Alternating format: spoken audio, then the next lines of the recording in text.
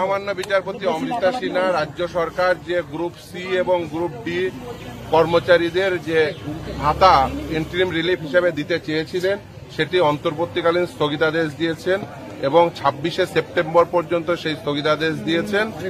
In the meanwhile রাজ্য সরকারকে 4 সপ্তাহের মধ্যে এফিডেভিট দেবেন তারা, এফিডেভিটের অপোজিশনের আকারে। আমরা তার উত্তরে এফিডেভিটের রিপ্লাই দেব 2 সপ্তাহের পরে, 2 সপ্তাহের মধ্যে, এবং তারপরে ম্যাটারটি লিবার্টি টু মেনশন করেছেন, অর্থাৎ তারপরে ম্যাটারটি আসবে। অর্থাৎ যে রাজ্য সরকার যে ঘোষণা করেছিল গ্রুপ সি এবং গ্রুপ ডি এমপ্লয়ীদের ইন্টারিম রিলিফ হিসেবে যে ভাতা দেবেন মাসে 20,000 এবং 25,000 আকারে, সেটির অন্তর্বর্তীকালীন স্থগিতাদেশ দিয়েছেন মহামান্য বিচারপতি অমৃতা সিনহা। আপনাদের মতে এই সিদ্ধান্ত কেন বেআইনি ছিল?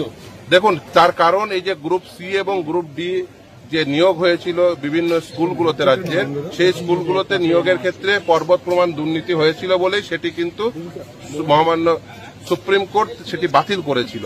বাতিল করার পরে সেখানে even West Bengal board of secondary education তারা চেয়েছিলেন যে অন্ততপক্ষে কিছুদিনের জন্য তারা স্কুলে যান।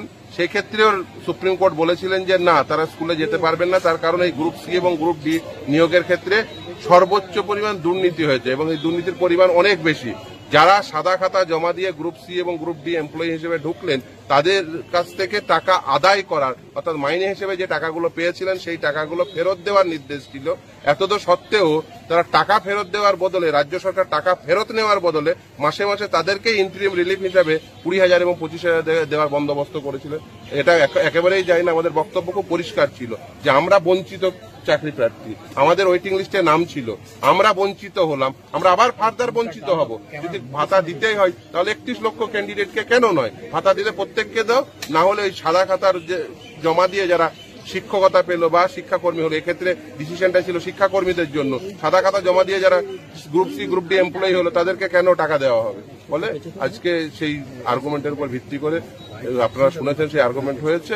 আদালত উভয় পক্ষের কথা শুনে আজকে রায় প্রদান করেছেন, আজকে নির্দেশ দিয়েছেন যে অন্তর্বর্তীকালীন স্থগিতাদেশ থাকবে 26 তারিখ পর্যন্ত, 26শে সেপ্টেম্বর পর্যন্ত।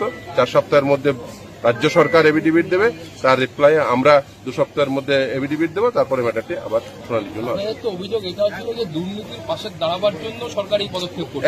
একদমই। দেখুন, তার কারণ হচ্ছে এই যে দুর্নীতি হয়েছে গ্রুপ সি এবং গ্রুপ ডিতে, সেই দুর্নীতির সঙ্গে সংশ্লিষ্ট রয়েছে অনেকেই, সরকারি আধিকারিক যেমন রয়েছে সেমন মন্ত্রিসভার সদস্যও রয়েছে।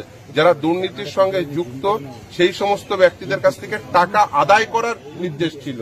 রাজ্য সরকার এখনো পর্যন্ত কোনো টাকা আদায় করার কোনো প্রকার পদক্ষেপ নেয়নি, এবং শুধু তাই নয়, আমি আর্গুমেন্টের সময় দেখিয়েছিলাম যে কিভাবে টাকা আদায় করতে হবে, সেটাও কিন্তু মহামান্য কলকাতা হাইকোর্ট মহামান্য বিচারপতি দেবাংশু বসাকের ডিভিশন বেঞ্চ সে কথা বলেছিলেন। তখন বলেছিলেন যে ডিস্ট্রিক্ট ম্যাজিস্ট্রেটের উপর নির্দেশ ছিল ল্যান্ড রেভিনিউ আকারে সেই টাকাগুলো আদায় করতে হবে, কিন্তু এখনো পর্যন্ত কোনো প্রকার পদক্ষেপ আমরা দেখিনি।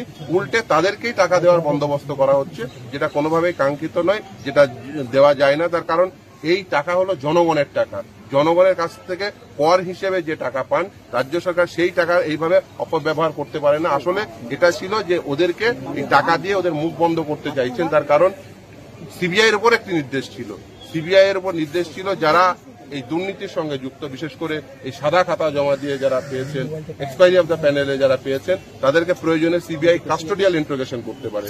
একে এরা পয়সার বিনিময়ে চাকরি পেয়েছেন, তারপরে এদের কাস্টোডিয়াল ইন্ট্রোগেশন যদি হয় তাহলে এরা মুখ খুলতে পারে, তাহলে আরো অনেকের নাম আসতে পারে। এদের মুখ বন্ধ করানোর জন্য ঘুরপথে টাকা দেওয়ার বন্দোবস্ত। আরেকবার যদি বলেন যে আজকের এই নির্দেশের ফলে কি কি ঘটতে চলেছে বা সরকার কি করতে পারবে? সরকার একদমই যে গ্রুপ সি এবং গ্রুপ ডি এমপ্লয়ীদের, যারা গ্রুপ সি গ্রুপ ডি শিক্ষাকর্মী ছিলেন, তাদেরকে ওই যে ভাতা দেওয়ার যে ডিসিশন নিয়েছিলেন মাসে 20,000 এবং 25,000, সেই ভাতা তারা দিতে পারবেন না। ক্ষেত্রে অন্তর্বর্তীকালীন স্থগিতাদেশ দিলেন মহামান্য বিচারপতি অমৃতা সিনহা।